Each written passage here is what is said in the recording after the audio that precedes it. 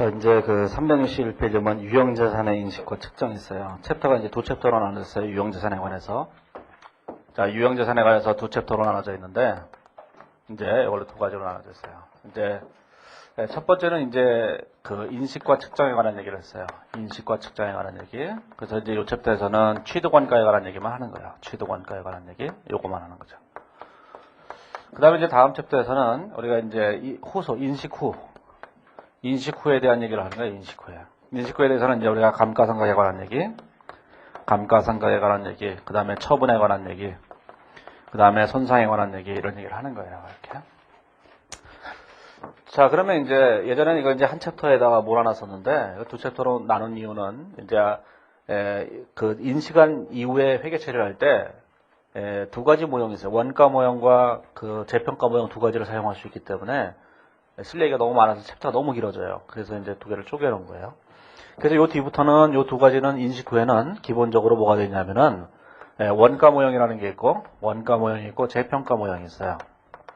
원가 모형과 재평가 모형이 있다고 해서 원가 모형에서 여기는 금액들을 계산하면 되는 거고 재평가 모형에서도 이 금액들을 계산하면 되는 거예요. 이렇게 기본적으로.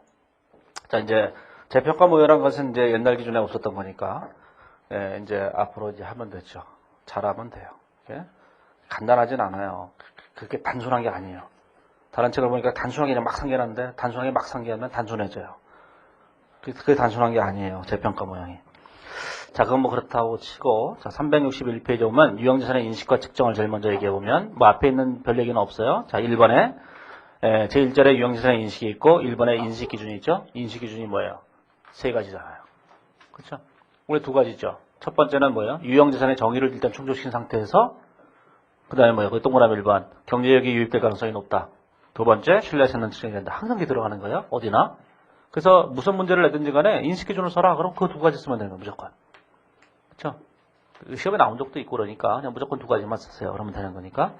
자, 뒤로 넘어가 보시면 나머지 얘기는 쭉 읽어보시고. 자, 이제 362페이지 오면 유형자산의 원가가 있는데, 자, 유형자산의 원가에는 가로 1번에 보면 최초 원가가 있고, 가로 2번에 보면 후속 원가라는 게 있어요. 자, 최초 원가라는 건 뭐냐면은, 자, 우리가 어떤 자산을 취득하게 되죠. 유형자산을 여기다 취득하게 돼요. 자, 이 취득하는 시점에서, 이때, 우리가 인식할 때를 우리가 최초 인식이라고 얘기하는 거예요. 최초 인식. 우리가 이제 기계장치라고 생각해 보세요. 기계장치를 취득하게 되면, 기계장치를 취득하는 시점에 어떤 금액을 인식해야 될 것인가, 그 최초 인식이에요. 이 기계장치를 사용하는 과정에서 돈이 또 들어가요. 그렇죠? 이렇게 이런 걸 후속 원가라고 얘기하는 거예요. 그런 걸 후속 원가라고 얘기해요. 이런 걸 후속 원가 이렇게 하는 거예요. 자, 이제 최초 인식에서는 어떻게 할 것인가 라는 건데 362페이지에 보면 첫 번째 문단에 이렇게 되어 있죠. 원가는 거기 보시면 첫 번째 문단에 보면 가로 1번의 최초 원가 첫 번째 문단에 유형자산은 인식 시점의 원가로 측정하며 원가는 자산을 취득하기 위해서 자산의 취득 시점이나 건설 시점에서 지급한 현금 및 현금성 자산 또는 제공한 기타 대가의 공정가치를 말한다. 이렇게 되어 있죠. 자, 그게 무슨 뜻이에요? 자, 최초 인식에서 이렇게 된다는 거잖아요. 최초 인식에서 유형자산을 취득했을 때 유형자산을 우리가 인식을 해야 되는 거잖아요. 얘를 인식할 때는 얼마로 인식해야 되는 거냐면은 이것을 사기 위해서 내가 제공한 대가가 있는 거예요. 제공한 대가가 있겠죠. 이렇게. 이 제공한 대가가 현금이라면 현금을 계산하는 것이고 현금이 아니라면 다른 게 있었을 거 아니겠어요. 이 다른 것의 공정가치가 취득원가다 이렇게 얘기하는 거예요. 제가 이제 이 강의를 처음 시작할 때 뭐랬냐면은 취득원가주의에 대해서 얘기했잖아요. 취득원가란 언제나 뭐예요? 내가 갖고 있는 거를 시장에다 갖다 팔고 그 갖다 판 돈을 가지고 자산을 샀다 이렇게 본다고 얘기했잖아요. 그때 고마움도 팔고 다 팔았잖아요. 그래서 내가 제공한 대가를 시장에다 갖다 팔면 공정가치만큼 받을 수 있고 그걸 가지고 얘를 산다 이렇게 보면 항상 맞게 되는 거예요. 개념적으로. 그게 이제 최초 원가라는 거예요. 자, 나머지 얘기는 그냥 가벼운 마음으로 읽어보시면 돼요. 자, 이번에 후속 원가가 있죠. 자, 후속 원가라고 하는 것은 거의 파란색 글씨로 일상적인 수선 유지와 관련하여 발생하는 원가는 발생점의 단기 손익으로 인식한다. 이렇게 돼 있어요. 자, 그래서 무슨 얘기냐면은 이 후속 원가라고 하는 것은 기계장치를 일단 취득하고 난 다음에 이 기계장치라는 걸 계속 사용하기 위해서는 계속 뭐라냐면 수선 유지를 해야 돼요. 기계장치라고 생각하지 말고 그냥 자동차라고 생각하면 우리에게 좀 더 익숙해지죠. 자, 자동차가 되면 자동차를 사용할 때마다 뭐예요? 엔진 오일도 갈아야 되고 여러 가지 갈아야 되잖아요. 그게 후속 원가예요. 그런 엔진 오일과 같은 것들은 다 뭐냐면은 일상적인 수선 유지와 관련된 원가들이에요. 그런 것들은 전부 다 발생할 때 단기 손익으로 처리한다. 그런 얘기죠. 그런 걸 우리가 예전부터 회계적으로는 수익적 지출이라는 표현을 썼는데 이 후속 원가는 크게 이제 두 가지가 있었던 거예요. 두 가지가 있었는데 첫 번째는 우리가 이제 거기 있는 것처럼 362페이지 있는 것처럼 발생 시점의 단기 손익으로 인식하는 그런 후속 원가를 우리는 얘를 뭐라고 하냐면 수익적 지출이라는 이름으로 사용해 왔었다는 거예요. 이렇게. 그런데 국제회계준에서는 이 수익적 지출이라는 표현이 아예 없어요. 그냥 이런 표현 안 쓴다고요. 우리가 이제 열시장부터 써오던 표현이 수익적 지출인 거예요. 이게 그럼 같은 의미라고 생각하시면 돼요. 이게 항상 국제기준은 그냥 직역만 해놓은 거예요. 직역만. 자, 그래서 국제기준에서는 이런 표현이 없지만 수익적 지출을 말한다는 거죠. 수익적 지출은 단기 비용 처리하는 거예요. 무조건. 그런데 두 번째로는 뭐냐면 거기 오른쪽에 있는 것처럼 363페이지에 있는 것처럼 유형자산의 일부를 대체할 때 발생하는 원가는 인식기준을 충족하는 경우 해당 유형자산의 장부금액에 포함하여 인식하고 대체되는 부분의 장부금액은 제거한다. 이렇게 유형자산의 장부금액에 포함하여 인식하는 지출을 우리는 뭐라고 하냐면은 자본지출이라고 한다. 그런 거죠. 자, 유형자산의 일부를 대체하여 발생하는 원가는 인식기준을 충족하는 경우에 한다 이렇게 되어 있는데 이게 이런 뜻이에요. 그런 걸 우리가 이제 자본지출이라고 하는데 우리가 이제 건물이 있어요. 건물이 이렇게 있으면 건물 안에 엘리베이터가 있다고. 엘리베이터가. 여기 엘리베이터가 있어요. 엘리베이터 이렇게 되어 있죠. 이렇게 되어 있는 거예요. 이렇게.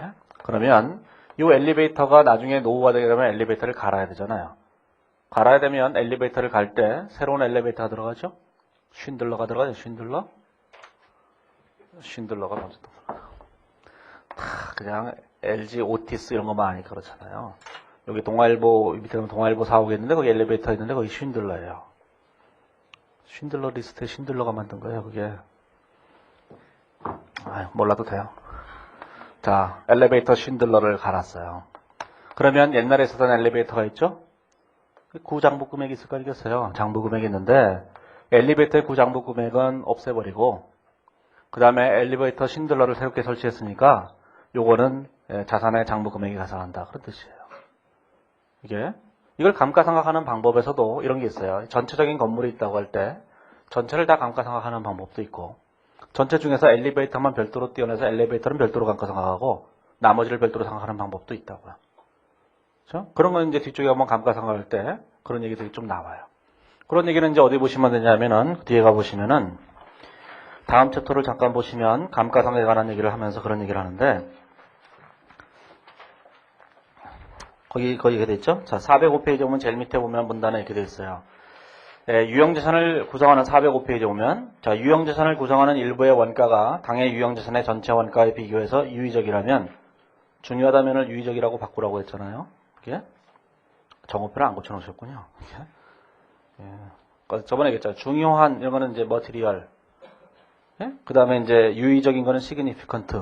그 번역을 그렇게 한다 그랬잖아요. 그래서 뭐 별 차이는 없어요. significant나 무슨 머티리얼이나 무겁긴 마찬가지고 유의적이라면 해당 유형자산을 감가상각할 때 그 부분은 별도로 구분하여 감가상각한다. 예를 들면 항공기는 항공기 동체와 엔진을 별도로 구분할 수 있다. 이렇게 돼 있잖아요.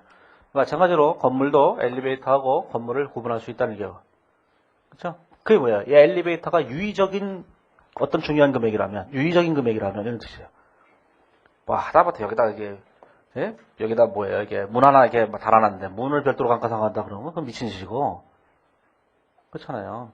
문 얼마나 하겠어요? 엘리베이터 비싸요, 이거. 몇 천만 원 하잖아요. 그건 별도로 상각할 수 있다는 거죠.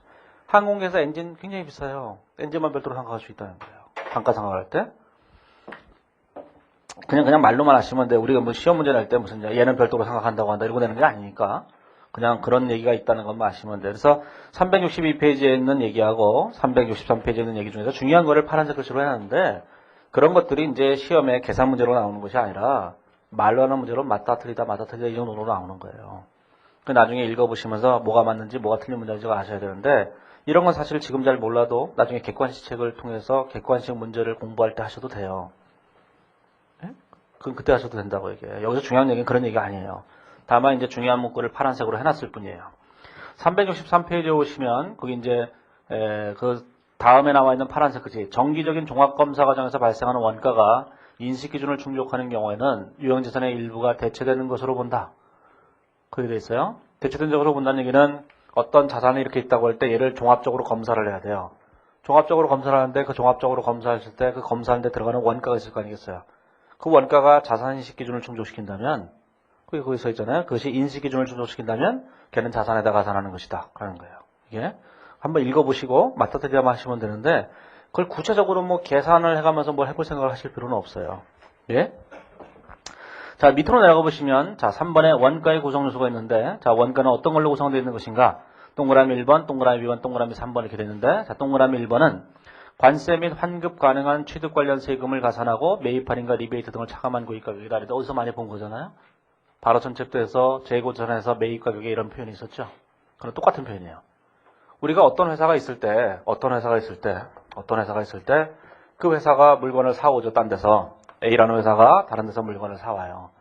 이 물건을 사올 때 그거를 이 A사가 그거를 판매할 목적으로 사오면 재고자산이 되는 거고 사용할 목적으로 사오면 그냥 유형자산이 되는 것일 뿐이에요. 따라서 이 재고자산의 취득원가에서 리베이트 이런 걸 뺀다면 당연히 여기서도 리베이트를 빼야 되는 거 아니겠어요?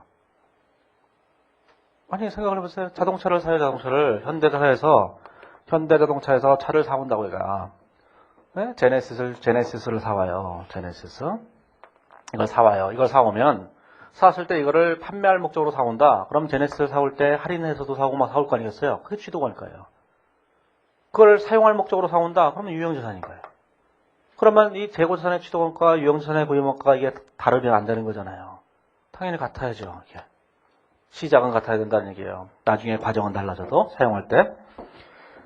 자, 그게 1번이고 자, 동그라미 2번을 보시면 경영진이 의도하는 방식으로 자산을 가동하는 데 필요한 장소와 상태에 이르게 하는 데 직접 관련된 원가.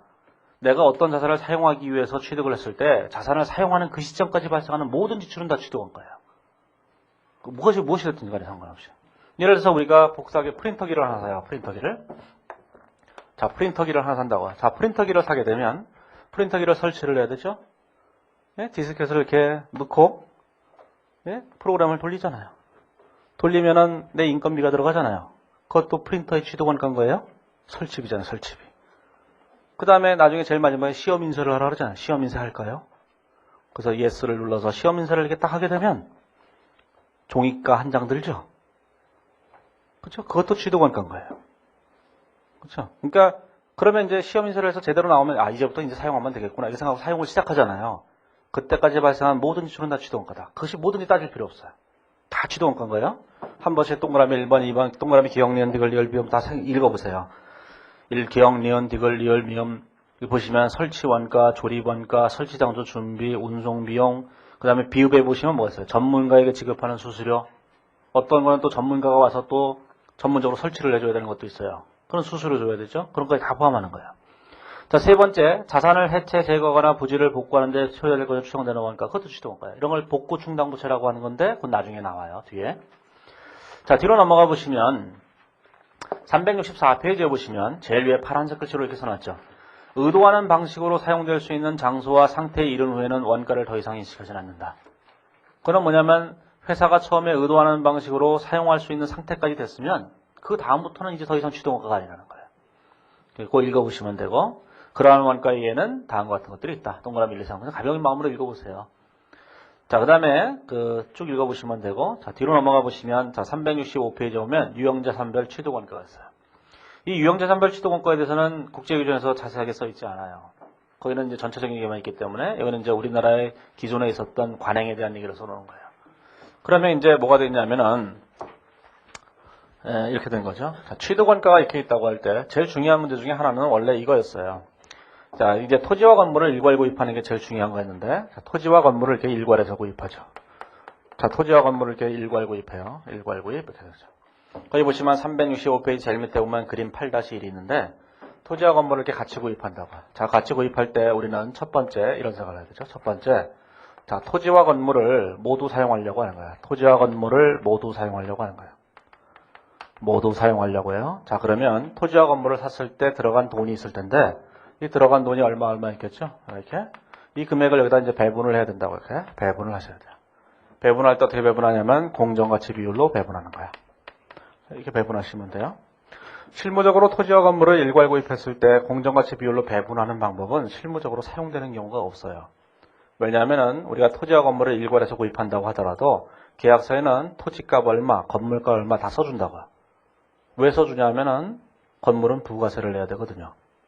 토지는 부가세를 안 내도 되기 때문에 땅값은 엄청나게 부풀리고 건물값은 초라한 오두막집을 만들어놔요.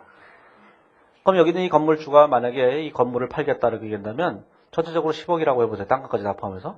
그러면 땅값은 9억 9천만 원인 거예요. 건물값 1,000만 원이죠. 뭐 건물이 오래됐다고 오해하실 필요는 없어요. 저기 입고 들어오다 보면 구세군 빌딩 있잖아요. 새롭게 지을 거예요? 그게 1,000억이라고 해보세요. 그걸 이제 구세군에서 판다고 해보세요. 구세군 회관인데 구세군 회관 짓는 거 100주년 기념관이가 짓는 거예요. 근데 구세군 거기서 이제 딴 데다 팔아버리는 거예요. 조계종에다가. 이게 조계종에다가. 뭐 어때요? 종교적으로 여기 왔다 갔다 하는 거지. 그럼 조계종에다가 팔아요. 그럼 조계종에다가 팔 때 그냥 내게 되면 부가세를 내야 되잖아요. 건물이 값이 비싸니까. 원래 질 때는 땅값 500억, 건물값 500억이었다가. 팔 때 어떻게 파느냐? 땅값 999억, 건물값 1억 이러고 팔아요. 그래야 부가세를 1,000만 원만 내잖아요. 그래서 실무적으로는 그런 이유 때문에 토지값이 엄청나게 뻥튀기 돼 있다고요. 부가세 때문에. 그래서 실무적으로는 이렇게 구분할 이유는 전혀 없는데 우리 시험에서는 그냥 그렇다는 거예요. 자, 이거는 뭐 그냥 상식적인 얘기일 뿐이고. 자, 그 다음 얘기는 뭐냐면은 이게 중요한 게 아니라 그 다음인데 토지와 건물을 이렇게 둘 다 사용하는 것이 아니라 토지만 사용할 목적으로 구입하는 거예요. 토지만 사용하려고. 자, 토지만 사용하려고 구입하게 되면 이렇게 된 거죠. 자, 토지를 살 때 토지를 얼마를 주고 샀냐면은 5억을 주고 샀어요. 자, 건물을 또 5억 주고 샀어요. 합쳐서 10억이다. 10억을 줬죠. 자, 그런데 토지만 사용하려고 하는 거예요. 예를 들어서 어떤 사람이 이 건물을 사려고 해요. 근데 건물은 필요 없어요. 이 건물을 헐어버리고 여기다가 다른 건물을 지을 거예요. 새롭게. 그렇죠? 그렇다고 할 때 10억 주고 샀다고 할 때 실제로 땅값은 5억밖에 안 하거든요. 그래도 우리는 이 전체를 다 토지의 취득원가로 본다는 거예요. 그 왜 그러냐면은 이 건물을 왜 샀는가 생각을 해보면 건물을 산 이유는 이 토지를 내 걸로 만들기 위해서 산 거예요. 아까도 얘기했지만 어떤 자산을 샀을 때 그 자산을 내 걸로 만들기 위해서 내가 사용하는 당시까지 만들기 위해서 지출한 모든 지출은 다 취득원가예요. 그러면 이 토지를 내가 사기 위해서는 건물값을 지불해야 돼요. 그 건물의 지출 비용이 취득원가다. 그런 얘기예요. 그렇죠? 자, 그래서 이제 거기 보시면 그 365페이지 그림 8-1을 보시면 토지와 건물의 일괄 구입에서 제일 밑에 토지만을 사용한다고 할 때 토지만을 사용하게 되면 일괄 구입 가격은 토지의 원가가 된다는 거죠. 이때 이제 일괄 구입을 했어요. 자, 일괄 구입하고 나면 이제 전부 다 토지의 취득원가가 되는데 자, 그러면 토지와 건물을 일괄 구입했을 때 토지만을 사용한다면 뭐가 있어요? 건물을 철거해야 되겠죠? 건물할 때 철거 비용이 있어요. 철거 비용. 이렇게 나눠보세요. 이렇게 그림을 여기다 그려서 자, 이 토지의 취득원가, 건물의 취득원가 이렇게 나누는 거예요. 그러면 토지만을 사용할 목적으로 한다면 전체 원가, 전체 구입 가격은 전부 다 토지의 취득원가가 된다. 그런 뜻이에요. 여기다가 이제 건물을 철거해야 된다고요. 건물을 철거하게 되면 건물을 철거해야지만 토지를 사용할 수 있을 거 아니겠어요. 나는 토지만 사용하려고 했던 거예요. 따라서 철거 비용도 전부 다 토지의 취득원가가 돼요. 이렇게. 자, 그러면 이 건물을 철거하게 되면 여기서 꽤 돈이 나와요. 고철 덩어리가 막 나오잖아요. 철근도 나오고. 그러면 그걸 팔면 돈이 된다고요. 그러면 폐자재 처분 수입이라고 하는데 그 폐자재 처분 수입은 이 취득원가에서 빼는 거예요. 이게 빼는 거예요. 이렇게. 그래서 요 세 가지가 토지의 취득원가가 되죠. 자, 그러면 건물을 이제 땅을 평평하게 만들어 놨으니까 이제 건물을 짓기 시작해야 돼요. 건물을 짓기 시작할 때 이 건물을 지을 때 내가 직접 지을 수도 있고 다른 데다 맡길 수도 있을 거예요. 자, 첫 번째로 외부에 위탁을 줄 수 있겠죠. 자, 두 번째로는 뭐냐면 자체적으로 건설할 수 있을 거예요. 자체적으로 만드는 걸 자가 건설이라고 얘기한다고요. 이렇게. 자, 외부에 위탁을 줄 때는 건설회사한테 맡겨야 돼요. 나는 건설회사가 아니니까 건설회사한테 맡겨갖고 이 건물을 지어달라 그러면 건설회사와 계약을 맺겠죠. 건설계약을. 그래서 건설계약 금액이 있을 거예요. 그 건설계약 금액이 취득원가가 되는 거예요. 이렇게. 자, 그런데 자가적 건설을 한다면 이 땅을 산 사람이 누구냐면 건설회사예요. 건설회사가 남한테 맡길 리가 없으니까 자기가 스스로 만들 거야. 자, 그러면 취득원가가 뭐겠어요? 저번에 건설계약에서 얘기했던 뭐예요? 재료원가, 노무원가 합한 거예요. 추정 총계약원가라는 거 있죠? 그 원가가 취득원가인 거예요. 그래서 여기다가 재료원가, 노무원가 이렇게 써지는 거예요. 이렇게 써지는 거죠. 그 뒤에 그림에 있어요. 그 뒤에 가보시면은, 자, 이제 366페이지에 보시면, 제일 밑에 그림 8-2를 보시면, 취득원가가 외부에 위탁을 주게 되면 건설계약금액이고 자가 건설하게 되면 재료원가, 노무원가, 제조간접원가를 합한 것을 말한다. 이렇게 되어 있는 거죠. 거의 비고에 보시면 이렇게 됐어요. 사용적인 건물의 철거 시 구건물 장부금액과 철거 비용은 단기 비용 처리한다. 아까도 이제 이렇게 얘기했지만 여기서는 이제 아까 철거 비용은 토지의 취득원가라고 얘기했어요. 그런데 이거는 남이 사용하던 건물을 사와서 건물을 철거하는 거예요. 그렇지 않고 이런 경우도 있겠죠. 땅이 있으면 땅 위에다가 건물을 지어요. 땅에다가 건물을 짓죠. 토지에다가 건물이 있어요. 우리 사용하고 있는 거예요. 사용하고 있는데 건물이 너무 낡아서 건물을 철거해버리고 여기다 새로운 건물을 짓고자 하는 거예요. 내가 사용하던 건물이에요. 그러면 여기다 철거 비용이 있죠. 이 철거 비용은 단기 비용 처리하는 거예요. 그 다음에 이 건물에 장부 금액이 있었을 거예요. 아직 상각이 안 끝났으니까 장부 금액은 단기 비용 처리하는 거예요. 예? 한번 그냥 읽어보시면 돼요. 자, 그 다음에 이제 거기 보시면 비고에 보시면 동그라미 2번에 보면 건설기간 중에 직원급여, 보험료, 차입원가 등은 원가에 포함하는 것이다. 이렇게 되는데 우리가 이제 건물을 건설할 때, 이때 이제 건설할 때 여러 가지 지출들이 들어간다고요. 그때 이 건설하는 기간 동안에 발생했던 모든 지출들, 그것이 무엇이든지 간에 관계없어요. 이 모든 것들은 전부 다 건물을 취득하는 데 들어가는 원가이기 때문에 전부 다 건물의 취득원가가 돼요. 거기에는 보험료도 있고 직원급여도 있고 여러 가지가 있는 거예요. 자, 그러면 이제 거기 이제 오른쪽에 있는 문제를 한번 보시면 367페이지에 보면 예제 1번 있는데, 자, A사는 2009년 2월 1일 날 공장 신축 부지를 사용하기 위해서 건물 있는 토지를 100만 원에 구입했다. 이제 요구사항에 보면 토지와 건물의 취득원가를 계산하라 했죠. 그러면 토지와 건물의 취득원가를 이제 계산을 해보세요. 자, 토지와 건물의 취득원가를 계산해 보시면 여기 이제 토지가 있고, 자, 이제 건물이 있는 거죠, 건물. 자, 그러면 제일 먼저 뭘 했냐면 가로 1번을 보시면, 자, 토지만을 사용하기 위해서 건물을 산 거예요. 거기 보시면 그런 말이 어디 나와 있냐면 공장 신축 부지로 사용하기 위해서 이런 말이 되어 있죠. 건물이 필요 없다는 뜻이에요. 부지로 사용하기 위한 거니까. 건물이 있는 토지는 100만 원에 구입했는데 공정가치 비율은 6대 4예요. 다 전부 다 뭐죠? 전부 다 토지의 취득원가다. 그런 얘기예요. 이렇게 100만 원이.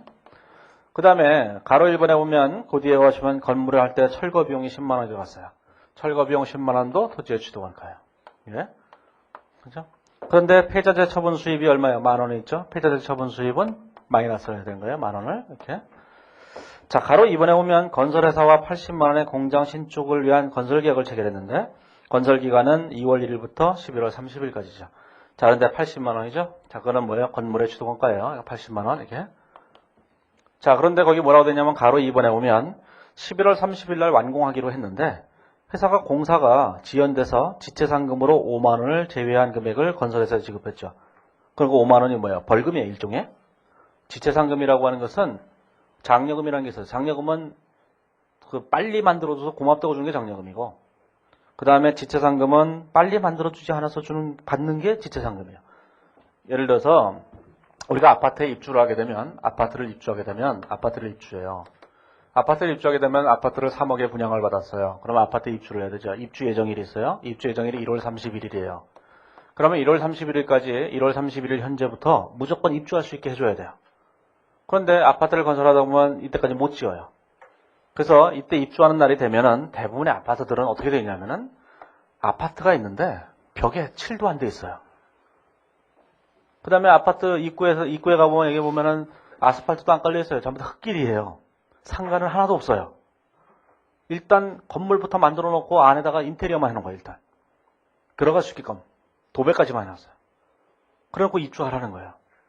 이게 만약에 1월 30일을 넘기게 되면 하루 늦춰질 때마다 지체상금을 내야 돼요. 입주 지체 보상금을 줘야 된다고요. 하루에 얼마씩. 그렇기 때문에 건설회사는 어떻게든지 이걸 맞춰야 된다고요. 그때 받는 거를 지체상금이라고 하는 거예요. 예를 들어 생각을 해보세요. 내가 예를 들어서 4월 30일까지 건물을 반드시 지어줘야 돼요. 근데 이때까지 건물을 못 지어줬어요. 한 달 늦춰질 때마다 나는 손해를 보게 되는 거잖아요. 그때마다 지체상금을 받게 되는 거죠. 지체상금은 벌금이고, 그 다음에 하루라도 빨리 해주는 건 장려금이에요. 저번에 건설계획에서 했던 장려금의 반대가 지체상금이라고 해요. 자, 그래서 지체상금이라고 하는 것은 80만 원 중에서 지체상금 5만 원을 제외한 금액을 줬다는 얘기니까 5만 원은 취득원가세를 차감하셔야 돼요. 그 다음에 가로 3번에 보시면 공장 신축 업무를 전담한 직원들에게 1년치 급여로 24,000원을 지급했다 그랬죠? 그럼 1년치 급여가 24,000원이면 건설기간이 2월 1일부터 11월 30일까지니까, 자, 자, 건설기간이 이렇게 되죠. 건설기간이 2월 1일부터 자, 11월 30일까지예요. 요게 건설기간이죠. 그건 직원들에 대한 급여가 이 기간 동안에 1년 동안 24,000원의 급여를 줬다는 거잖아요. 요 직원들은 이 건물 신축과 관련된 직원들이에요. 그러면 이 24,000원 중에서 요 건설기간에 포함되는 기간은 2만 원이잖아요. 2만 원. 요 2만 원은 건물의 취득원가다라는 거예요.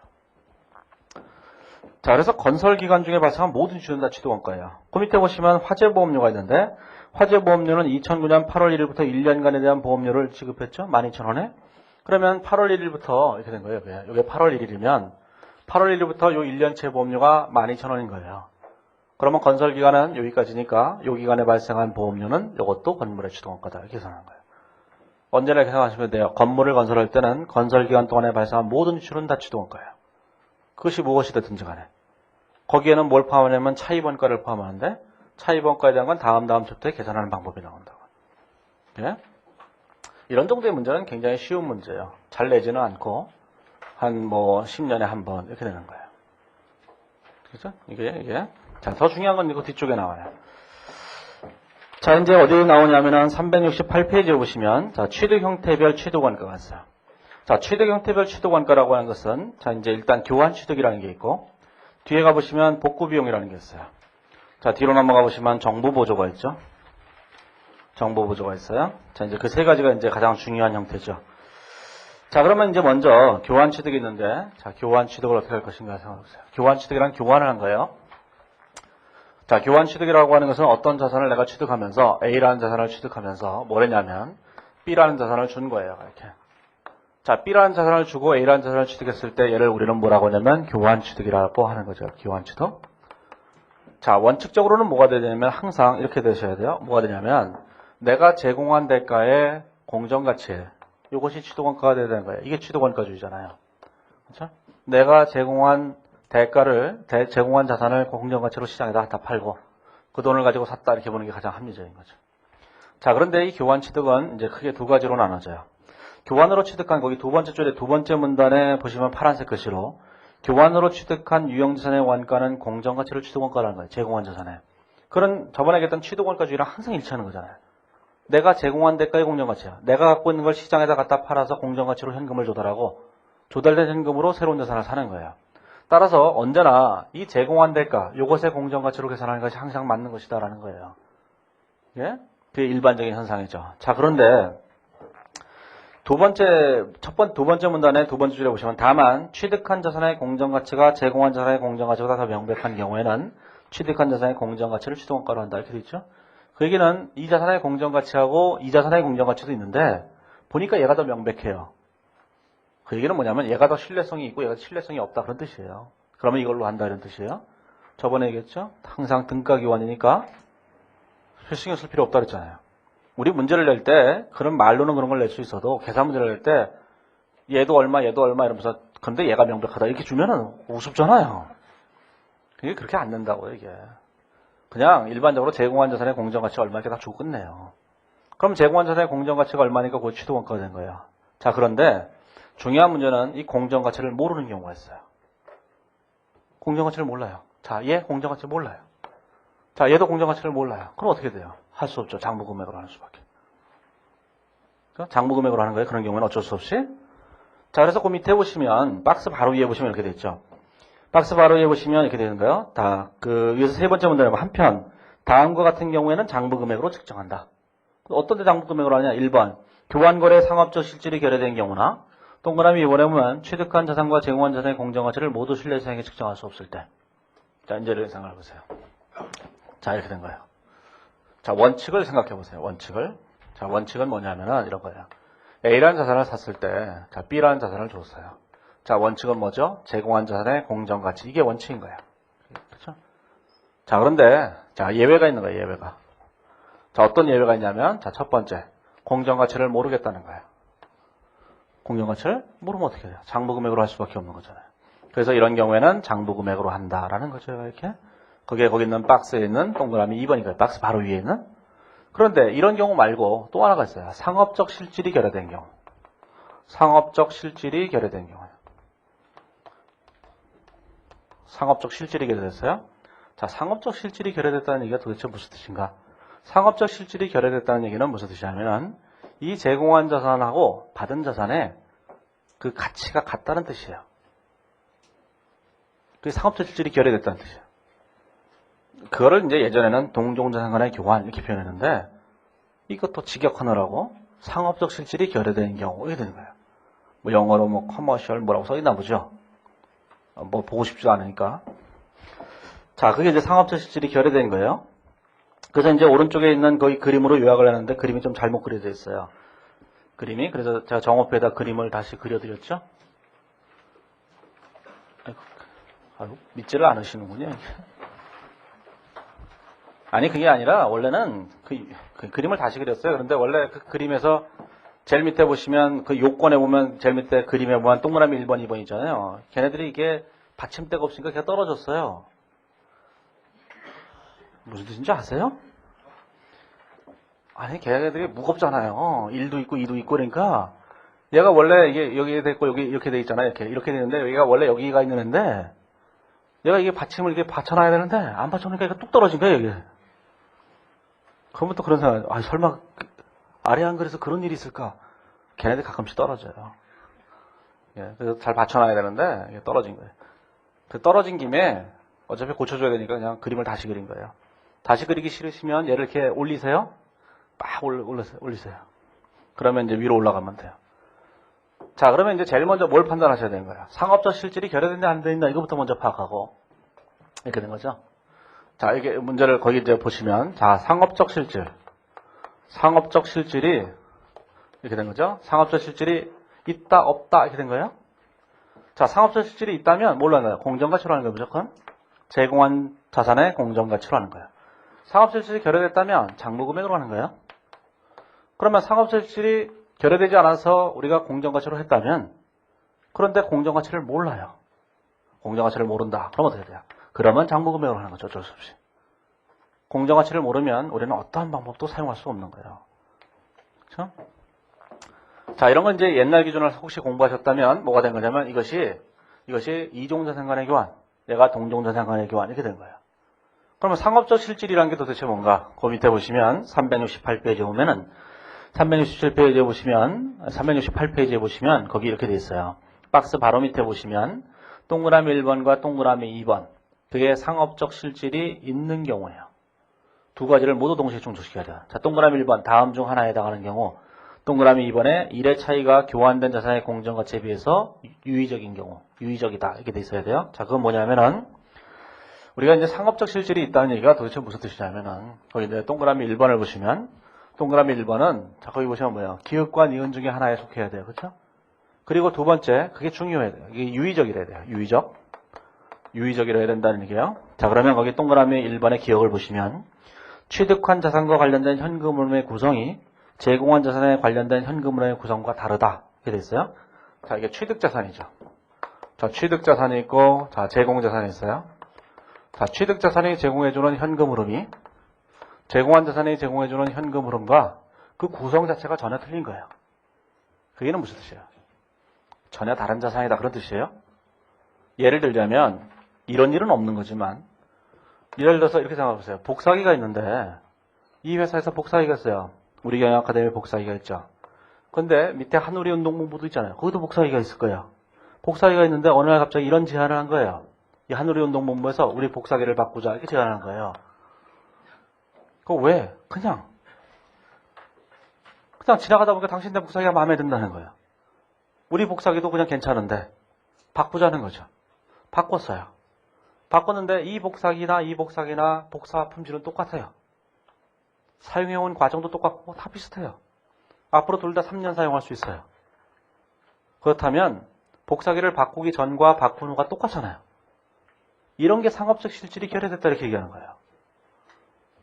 이게 바꾸나 안 바꾸나 여기 옆에 있는 사람 한번 해보세요. 옆에 있는 친구한테 야 우리 중급회계 상권을 바꾸자 이러면 이 자식이 미쳤나 이렇게 되잖아요. 그렇죠? 근데 만약에 옆에 있는 사람이 세법 결혼책을 갖고 있었다고 생각해보세요. 옆에 친구한테 야 내 세법 결혼책 줄 때는 중급회계책 줘 이렇게 하면 이제 생각을 해보겠죠. 왜 생각을 하겠어요? 상업적 실질이 있기 때문이에요. 야 내가 가만있어 봐. 중급회계책을 주면 중급회계책이 얼마고 세법 결혼책이 얼마고 그럼 막 생각할 거 아니겠어요. 그쵸? 그게 상업적 실질이 있다 없다의 차이예요. 그러니까 누가 바꾸자 할 때 아무 생각 없이 미친놈 아니야? 이걸 뭐하러 바꿔? 이렇게 얘기하는 게 상업적 실질이 결여된 거예요? 결여된 건가? 결여되지 않은 건가? 헷갈리네. 상업적 실질이 결여된 거야? 결여되죠. 상업적 실질이라는 거는 뭐 차이가 난다는 얘기예요. 결여된 거는 차이가 안 난다는 뜻이에요. 결여된 거군요. 그러니까. 자식들 너무 어려운 표현을 써갖고. 자, 동그라미 니은을 보시면 뭐라 그랬어요? 교환거래에서 영향을 받는 영업 부분의 기업특유 가치가 교환거래 결과로 변동한다. 기업특유 가치가 변동한다. 기업특유 가치라는 것이 변동해요. 이렇게.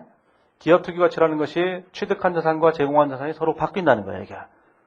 그래서 이제 기업특유 가치에 대한 설명이 없어서 제가 정업에다가 기업특유 가치를 또 하나 설명해놨잖아요. 기업특유 가치라고 하는 것이 뭐냐면은 사용함으로써 얻는 가치예요. 그게 기업특유 가치예요. 정원표 두 번째 페이지에 보면 제가 기업특유 가치라고 하나 써놨잖아요. 그렇죠? 그거 한번 읽어보시면 돼요. 기업특유 가치, 그거 한번 읽어보셔야 돼요. 사용 가치를 말하는 거예요. 사용 가치. 사용하면서 얻게 되는 가치, 그걸 기업특유 가치라고 한다고. 자, 그러면 요 차이가 유의적인 차이가 나야 된다는 얘기예요. 이게? 그러니까 예를 들어서 기업특유 가치의 차이가 변동을 가져왔는데 그 변동이 약간 가져왔어요.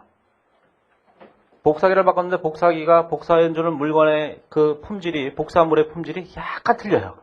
너무 미묘해서 찾기도 힘들어요. 그건 유의적인 게 아닌 거예요. 근데 바꿨는데 얘는 검게 나와요. 다 검게 나와요. 얘는 다 하얗게 나와요. 그럼 품질이 엄청나게 유의적인 차이가 난 거죠. 뭐 검게 좋은 건지 하얀 게 좋은 건지 잘 모르겠지만 그게 유의적인 차이예요. 차이가 확 벌어지는 거예요. 그게 유의적인 차이예요. 이게. 자, 이런 요건이 있는데 이 요건에 대해서는 나중에 주관식에서 하시면 되는 거예요. 이런 거는. 네? 상업적 실질이 결여됐다는 표현이 뭐냐? 이게 물어보면 이거를 주관식에서 쓸 수 있으면 되는 거예요. 객관식에서는 그냥 가벼운 마음으로 차이가 나는 거구나 이렇게 하시면 돼요. 제공한 자산과 받은 자산이 엄청나게 차이가 난다면, 뭔가 가치가 다르다면 그럼 뭐가 됐겠어요? 서로 다른 걸 바꾼 거라고. 이게 다른 걸 바꾸면 틀림없이 어떻게 되겠어요? 차이만큼 돈이 오고 갔을 거라고요. 뭐 누구 미쳤어요? 그냥 바꾸게? 옆에서 세법개론에서 4만 원짜리 책하고 중고팩에 3만 원짜리 책을 바꾸자 그랬어요. 그거 어떻게 돼요? 10,000원 내야 되잖아요, 한 사람이. 그렇죠? 한 사람이 10,000원을 낸다는 얘기는 무슨 뜻이에요? 얘하고 이 자산하고 이 자산이 유의적으로 차이가 난다 이런 뜻이에요. 그렇죠? 이게? 그래서 바꾸는 거예요, 이게.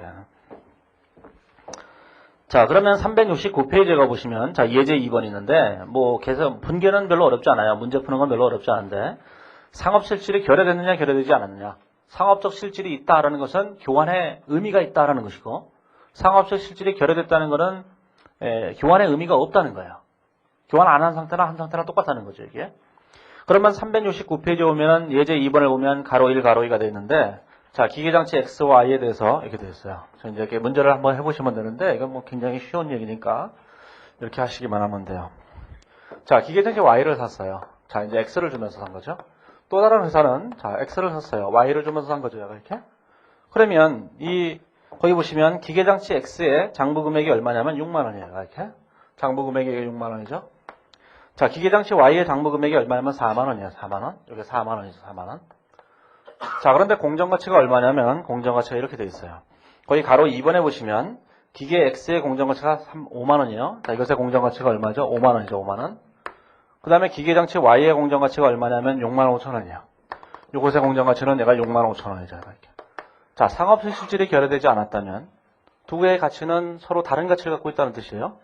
그랬을 때 우리는 Y라는 자산을 주면서 X라는 자산을 사왔을 때 그때 뭐죠? 차이만큼을 돈을 주거나 받아야 된다고. 그래서 두 개의 공정가치의 차이가 15,000원의 차이가 나니까 가로 1번에 보면 15,000원을 B사에 현금으로 지급했다 이렇게 되잖아요. 그러면 이 A라는 회사가 현금으로 얼마를 지급한 거예요? 15,000원을 이렇게 지급한 거예요. 이 회사는 현금으로 15,000원을 받았겠죠, 당연히. 이게 받았을 거예요. 그러면 얘가 상업적 실질이 결여되지 않았다면 그렇다면 실질적으로 공정가치로 해야 되는 거예요, 무조건. 그러면 이 제공한 자산을 시장에다가 팔면 5만 원을 받을 수 있죠? 거기다가 15,000원을 추가해서 6만 5천원을 주고 산 거예요, 이렇게. 그러면 뭐가 돼요? Y를 공정가치로 산 게 되잖아요, 결국은. 이쪽을 보시면, 자, 얘를 시장에다가 다 팔면 6만 5천원을 받을 수 있어요. 그 6만 5천원 중에서 15,000원을 현금으로 남겨둔 상태에서 나머지 5만 원을 가지고 Y를 산 거예요, X를 산 거예요, 이렇게. 그렇죠? 현금이 게재되지 않았다면 그냥 공정가치로 하면 되는데 현금이 들어가게 되면 현금 수수액을 가감해야 된다고. 그래서 상업적 실질이 결여되지 않게 되면 무조건 공정가치에다가 현금 수수액을 가감하셔야 돼요. 이렇게. 자, 그런데 만약에 상업적 실질이 결여되어 있다 이렇게 얘기한다면 이 공정가치 대신에 뭐라고 써야 돼요? 장부금액을 써야 되겠다 그러는 거예요. 그러면 우리가 여기서 얘를 공정가치로 이렇게 파는 것으로 본다면 6만 원짜리를 5만 원에 팔았으니까 얼마 됐어요? 만 원에 여기다 처분 손실이 계산되겠죠, 이렇게? 자, 여기도 보시면 6만 원짜리를 4만 원짜리를 6만 5천 원에 팔았으니까 2만 5천 원에 여기다 처분이 계산됐을 거예요. 이렇게 계산된 것이 상업적 실질이 결여되지 않았다고 얘기하는 거고, 상업적 실질이 결여됐다고 얘기하는 것은 처분 손익을 인식하면 안 된다는 뜻이에요. 그러면 이것이 그냥 장부가액으로 가서 이게 7만 5천 원이 돼요. 그냥 단순하게. 이게 또 장부금액으로 가서 단순하게 얼마 되면 2만 5천 원이 된다고 단순하게. 이렇게 회계 처리하는 거예요. 그렇죠? 옛날 걸 한번 공부하셨다면 동종자산가액관, 이종자산가액관 이렇게 되는 건데 용어가 새로 와서 이제 헷갈리는 거예요. 저도 지금 막 헷갈리잖아요. 사업실질이 결여됐다는 건지 안 결여됐다는 건지. 그렇죠? 좀 번역을 좀 의역 좀 하지. 자, 371페이지에 보면, 자, 이번에 복구비용이라는 게 있어요. 자, 복구비용이라는 건 뭐냐면은, 자, 복구비용은, 국제기준에서는 뭐라고 얘기하냐면은, 사후 처리 및 복구 관련 충당부채라고 얘기해요. 이렇게 참 길게 써놨어요. 그 개정과목으로 다 쓰면 너무 기니까, 여기서는 이제 복구 충당부채 이렇게 쓰고 말았다고요. 자, 첫 번째 문단에 보시면 이런 말이 있어요. 자, 복구비용이라고 하는 것은 뭐냐면, 기업이 유형자산을 해체, 제거하고 복구할 의무를 부담하는 경우가 많은데, 이러한 복구 의무에 따라 인식하는 부채를 복구 충당부채라고 한다. 그러면 그 밑에 파란색 글씨를 보시면 복구 충당부채는 유형자산의 원가로 처리한다. 이렇게 돼 있어요. 자, 그런데 이 복구 충당부채라는 것이 무엇을 말하냐면 이걸 말하는 거예요. 우리가 어떤 자산을 사요. 어떤 자산을 구입하게 되면 그 자산을 구입하고 난 다음에 세월이 한참 흐른 후에 원상복구를 해야 돼요. 그러면 자, 예를 들어서 자, 어떤 자산을 이렇게 취득하게 되죠? 자, 취득을 하게 돼요. 자, 취득을 하게 되면 세월이 한참 흐른 후에 자산을 사용이 끝나게 되면 원상복구라는 걸 해야 되는 거예요. 원상복구. 자, 이 원상복구를 하는데 돈이 들어가요. 돈이 들어간다, 돈이. 자, 이때 돈이 들어가는데 이 돈 들어간 것을 이 자산의 취득원가로 본다. 이런 뜻이에요. 그 논리를 생각해 보시면 이런 거예요. 어떤 거냐면은 우리가 예를 들어서 뭐든지 뭐 상관은 없는데 가장 대표적인 건 이제 해양 구조물을 시험에 이제 가장 많이 나오는데 해양 구조물은 이제 해양 오염이 되기 때문에 대부분 다 환경 문제예요. 예를 들어 쓰레기 매립장도 마찬가지인데 쓰레기 매립장이 있다고 생각해 보세요. 자, 쓰레기 매립장이 있는데 자, 쓰레기 매립장을 취득했어요. 그렇죠? 지방자치단체에서 허락을 받아서 취득을 했다고요. 여기다 쓰레기를 매립하기로 했어요. 그래서 쓰레기 매립장을 자, 10억 주고 취득을 했다는 거죠. 여기다 쓰레기를 매립해야 돼요. 이 쓰레기 매립장은 10년 동안 사용할 수 있는데 10년이 지나고 나면 지자체가 그런 거예요. 10년이 지나고 나면 원상복구를 하라는 거죠. 원상복구를 하면 그 쓰레기는 다 어디 가야 되는지 모르겠는데 아무튼 원상복구를 하라 그랬다고 해보세요. 그래서 쓰레기 매립업을 하는 회사들은 원상복구 비용을 계속적으로 적립해야 된다고요. 아니 그럼 적립 안 한 상태에서 나 몰라라 해버리면 나중에 원상복구를 할 수가 없잖아요. 원상복구를 하게 되면 이제 저기 이제 난지도가 되는 거예요, 저기. 상암 월드컵구장 옆에 그 그지 같은 데가 되는 거예요, 이게. 그 쓰레기 더미 위가 되는 거죠. 그다 쓰레기 더미잖아요, 쓰레기 더미. 그 밑에 파보면 다 쓰레기예요, 쓰레기. 원상복구라는 건 그 위에다가 이제 잔디를 깔아달라, 이게 원상복구거든요. 그러면 이 원상복구하는데 돈이 들어갈 거 아니겠어요? 이 돈이 들어가는데 돈이 예를 들어서 5억이 들어간다고 얘기한다면 이 쓰레기 매립장을 사용하기 위해서 우리는 15억 원이 들어갔다는 거예요. 그러면 이 원상복구를 하지 않으면 뭐 해야 돼요? 쓰레기 매립장을 사용할 수 없잖아요. 그럼 쓰레기 매립장의 취득원가가 얼마냐? 지금 지출되는 10억과 앞으로 10년 후에 지출될 5억 두 가지로 이루어져 있다는 거죠. 그렇죠? 취득원가가 얼마겠어요? 그래서 취득원가라는 게 좀 이따가 해보시면 알겠지만 취득원가라는 것이 쓰레기 매립장을 이렇게 취득하는데 매립장을 취득하는데 지금 현금으로 얼마를 줬어요? 10억을 줬죠? 나중에 10년 후에 5억을 줘야 되죠? 5억이 뭐예요? 이게 장기미지급금이죠. 외상이니까? 그렇죠? 이 장기미지급금인데 얘는 현재가치평가를 해야 되잖아요. 그 현재가치평가를 하는 거예요. 이렇게.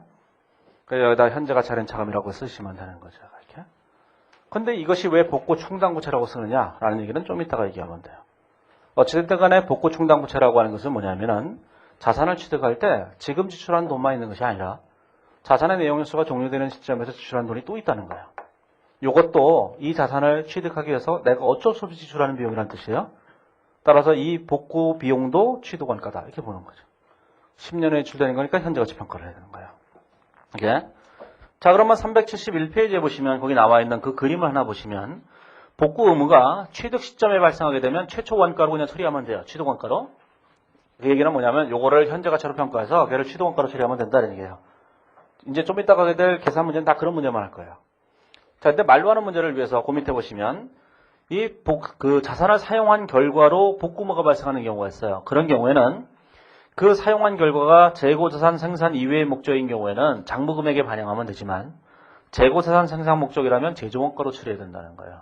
그건 그냥 말로만 하시면 돼요. 구체적인 예가 뭔가 이런 거 아실 필요도 없어요. 저도 생각해 본 적도 없고 생각하고 싶지도 않아요. 시험 문제는 다 뭐냐? 계산 문제는 다 이거예요. 처음 시작할 때부터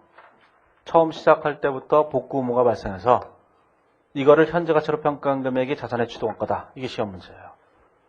자, 그렇기 때문에 우리는 굳이 거기 있는 거 밑에 있는 사용한 결과로 못했다라는 거는 그냥 객관식 문제에서 말로 나오는 문제도 나올지 모르니까 그냥 읽어보시기만 하면 돼요. 맞다 틀리다만. 예?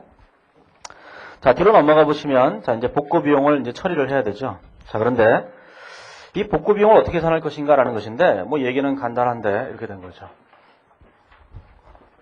자, 지금 현재 입장에서 볼 때 자, 지금 현재 지출한 금액이 있을 거예요. 자, 지금 현재 지출한 금액이 100원이라고 생각해보고 앞으로 몇 년이 지나면 이날 현재 지출될 금액이 있어요. 이날 현재 지출될 금액이 100원이라고 그냥 생각을 해보세요. 자, 이거를 우리는 뭐라고 하냐면 복구 비용이라고 하는 거예요. 복구 비용. 복구 비용이라고 하는 거죠. 복구 비용. 이 복구 비용이 100원이 발생해요. 이 복구 비용을 계산하는 방법에 대해서 우리는 예전 우리나라 기준에서는 이 복구 비용을 계산하는 방법에 대해서 써 있었어요. 국제 기준은 이걸 계산하는 방법이 없어요. 옛날 우리나라 기준은 뭐 지금 현재 복공사를 한다면 재료비, 농업비 뭐가 들어가고 뭐 그런 게 있었는데 국제 기준은 없어요. 아무 얘기도 없어요. 알아서 하라는 거예요. 알아서 하라는 거예요. 알아서 복공사 계산하는 거예요. 그러면 그런 문제를 딱 내버리면 국제 기준에 없는 거잖아요. 없는 범위가 아니라고 얘기해놓고 그러면 현행 우리나라 기준에 있는 그 방법이 그 국제 기준에 없는 거니까 그게 맞다 틀리다 얘기할 수가 없잖아요. 그래 국제 기준에서는 그런 방법을 본 적도 없는데 왜 우리는 그렇게 풀어야 되는 거죠? 실무적으로 그렇게 사용할 수 있느냐 없느냐는 또 별개의 문제이고 실무적으로 당연히 그걸로 하겠죠. 방법을 모르니까. 근데 우리 시험에서는 딱 정해놨잖아요. 국제 기준만 낸다고. 그럼 그런 문제 내면 안 된다 그 얘기죠. 범위를 벗어나면 안 되는 게 절대로 범위를 정해놓고 있는 상태에서는. 범위를 그냥 국제 기준만 낸다라고 정하지 않고 그냥 낸다 이러면은 이것저것 다 해봐야 되지만 국제 기준만 낸다고 했잖아요. 범위가. 국제 기준에 없는 건 공부할 필요가 없다라고 믿는 거예요. 예? 자, 그래서 어찌됐든 간에 이거를 계산하는 방법은 없어요. 국제 기준은 항상 그래요. 뭔가 복잡하기만 하면 알아서 하라 이렇게 되는 거예요. 예? 그래서 이러한 구체적인 복구 비용의 계산 방법에 대해서 구체적으로 이렇게 하라 저렇게 하라 강요하지 않아요. 그게 국제기준의 기본 틀이에요. 기본 틀은 탕수육 만드는 사람들한테 그냥 알아서 만들으라는 거지 너 이 설탕 왜 그렇게 조금 넣었어 이게 얘기 안 한다는 거예요. 그리고 나중에 조금 넣어서 맛없으면 죽여버리는 거예요.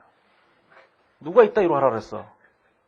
아니 그게 국제기준에 없어서 그러면 국제기준에 없지 그 네 맘대로 하라 그랬어? 그러는 거죠. 아니 실제로 그래요. 그래서 그것도 문제 제기가 됐어요.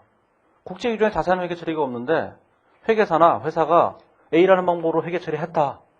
나중에 금감원이 이거를 감사를 제대로 했는지를 확인하기 위해서 이걸 회계 처리를 확인하다가 금감원이 이게 아니라고 주장하면 어떻게 되는 거냐 도대체. 어떻게 되겠어요? 징계 당하는 거죠. 자격정지, 경고 막 이렇게 당하는 거죠. 그래서 실무에 있는 사람들이나 회계사들이나 회사들은 이게 말이 되냐 이거죠. 아무 얘기가 없어서 전문가적인 판단으로 했는데 나중에 한 3년 지난 후에 그건 아니었던 것 같아. 이러고 징계를 하면은 말이 안 되는 거 아니냐. 그런 거죠. 그렇죠? 그래서 이제 합리성이라는 게 참 중시되는 거예요. 합리적인 방법. 누가 봐도 그 방법이 되느냐 안 되느냐가. 자, 어쨌든 간에 이건 뭐 신경 쓰지 마세요. 복구 비용을 계산하는 방법에 대해서 신경 쓰지 말고 주어질 거라고 봐요. 이 금액이 주어지면 자, 이 금액의 현재 가치가 뭐가 되는 거예요? 충당부채가 되는 거예요. 이렇게. 자, 그러면 이제 기계장치를 취득했을 때 회계 처리를 해보시면 이렇게 된 거죠.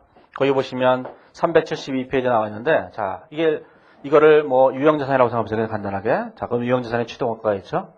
자, 지금 현재 뭐가 돼요? 100원의 돈이 나갔어요. 이렇게. 100원의 돈이. 자, 그 다음에 앞으로 몇 년 후에 나갈 돈이 100원이잖아요. 그러면 여기다가 자, 장기 미지급금이죠. 실제로 좀 아까 얘기한 것처럼 장기 미지급금 100원일 거 아니겠어요. 이렇게. 그렇잖아요. 지금 준 돈, 나중에 줄 돈, 이거 외상이잖아요. 외상. 그러면 이 장기 미지급금은 현재가치로 평가해야 되는 거니까 이걸 현재가치로 평가한 금액이 90원이라면 여기에 자, 현재가치 할인 차금이라고 쓸 거 아니겠어요. 10원이라고 쓰게 되면 이게 90원이 되는 거죠. 190원 이렇게. 유형자산의 취득원가가. 시험에서 제일 먼저 물어보는 문제는 이거예요. 유형자산의 취득원가가 얼마냐 이렇게 물어보는 거예요. 유형자산의 취득원가가 얼마죠? 자, 지금 준 돈에다가 복구 비용의 현재가치예요. 자, 그런데 우리가 이렇게 장기 미지급금이라고 회계처리를 하기 위해서는 이 미지급금이라는 개정 과목을 사용했어요. 이 미지급금이라는 개정 과목은 거래 상대방이 있을 때 쓰는 규정이에요. 그러니까 돈 받아갈 사람이 딱 정해져 있을 때 쓰는 거예요. 근데 이 복구 비용에서 이 복구 충당부채 얘는 돈을 가져갈 사람이 누군지 정해지지 않았어요. 내가 5년이 지난 후에 원상복구를 할 거예요. 원상복구를 할 때 어떤 방법으로 할 건지 지금은 몰라요. 누구한테 조사할지도 모르고 그렇게 채권자가 결정되지 않은 부채를 우리는 뭐라고 하냐면 충당부채라고 하는 거예요. 채권자가 없어요. 누군지 몰라요. 특정한 사람은 딱 지정되지 않았을 때를 우리는 충당부채라고 한다고요. 그래서 특정한 분에서 딱 조정되지 않은 걸 뭐라고 해요? 충당부채라고 하는 거예요. 그 다음에 저번에 건설계약에서도 하자부수 충당부채 이렇게 썼잖아요. 왜 거기다 충당부채라고 썼어요? 에이스를 해줘야 되는데 누가 해달라고 할지 모르는 거예요. 그 불확실한 거예요, 이게. 확정된 것도 아니에요. 확실한 것도 아니고 추정한 거예요, 추정한 거. 그런 걸 충당부채라고 한다고요. 옛날에는 그래서 이 충당부채를 추정부채라는 표현을 쓰기도 하고 뭐 이랬어요. 자, 어쨌든 간에 충당부채. 근데 복구와 관련됐다 그래서 우리가 예전부터는 복구 충당부채라고 써온 거예요, 얘를. 근데 이 충당부채는 현재가치 할인 차금을 별도로 사용하지 않는 방법만을 사용해요. 현재가치 할인 차금을 안 써요. 그래서 복구 충당부채는 어떻게 쓰는 거냐면 그냥 순액으로만 쓰는 거예요, 이렇게. 현재가치 평가한 금액으로 무조건 충당부채는 그냥 순액으로만 쓴다. 그런 얘기죠. 자, 이제 그 다음 걸 해보세요. 자, 그리고 나면 그 다음에 이제 뭘 해야 되는 거를 이제 결정해야 되죠. 그 다음에 뭘 해야 되냐면은 이런 걸 하셔야 돼요. 자, 이 유형자산은 이제 감가상각을 하면 되는 거예요, 이렇게. 감가상각을. 그 다음에 충당부채는 뭘 해야 되는 건가 생각해보세요. 복구 충당부채를 지금 뭘 했어요? 현재가치 평가했다고. 자, 현재가치 평가한 것은 뭐든지 다 유의잘법을 사용해야 돼요. 현재가치를 평가한 건 무조건 유의잘법이에요. 따라서 우리는 이렇게 되는 거죠. 자, 감가상각에 대해서 일단 감가상각비를 계산하겠죠. 자, 좀 이따 예제를 통해서 할 거니까 자, 감가상각비 대변에 감가상각 누계 이렇게 쓰시면 돼요. 자, 그 다음에 이 복구 충당부채에 대해서 이제 회계처리를 해야 되는데 유의잘법을 사용해야 된다고. 자, 유의잘법을 사용할 때 우리는 뭐가 쓰겠어요? 여기다가 이자 비용 부채니까 자, 이자 비용, 자, 현금 여기다가 현재가치 할인 차금 이렇게 쓰겠죠. 실질적으로 이렇게 쓸 거예요. 자, 이자 비용과 현금과 현재가치 할인 차금을 쓰는데 보시면은 원금밖에 없어요. 이자는 하나도 없는 거예요. 그러니까 표시이자가 얼마죠? 0이에요. 그렇죠? 자, 이자 비용이 얼마인가? 자, 이자 비용이 얼마냐면 이렇게 되는 거죠. 이자 비용이란 기초장부가액 곱하기 유의자료예요. 그러기 위해서는 이걸 현재가치로 평가할 때 사용한 이자료 있었을 거 아니겠어요? 그 이자료를 곱한 금액이 이자 비용이 되는 거죠. 그래서 거기 보시면 자, 372페이지에 보시면